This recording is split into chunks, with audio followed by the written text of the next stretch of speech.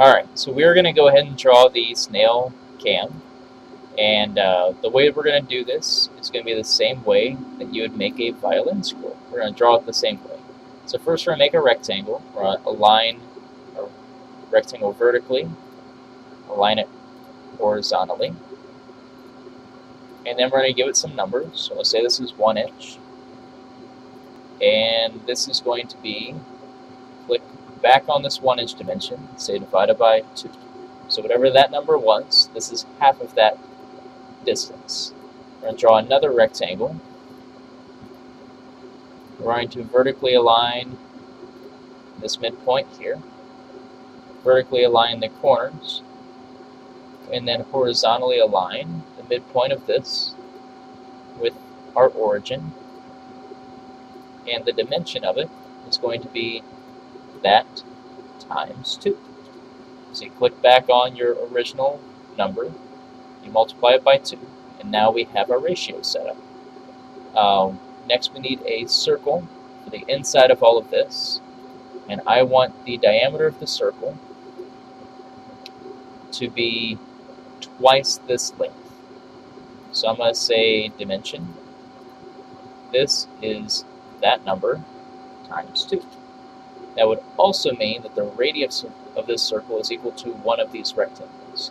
So from here to here is the same as from here to here. Okay, now we're going to switch to a center point arc.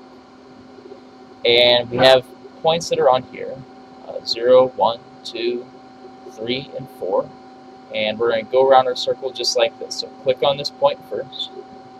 Click on this quadrant of your circle. Go straight up. Click. Click on the next corner. Start where you left off. Stop at the next quadrant. Click. Next corner, where you left off. Next quadrant. Next corner, where you left off. Next quadrant.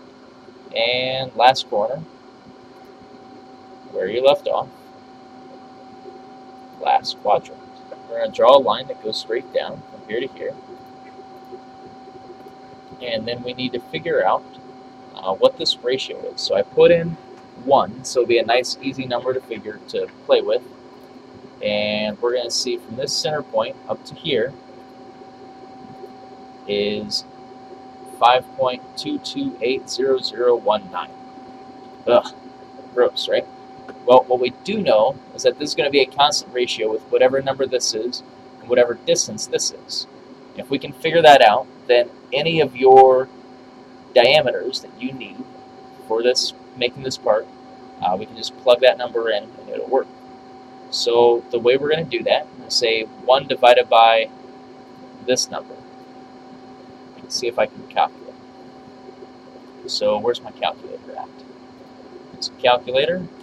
1 divided by gross number equals 0.19127, say 1913. So let's delete this momentarily.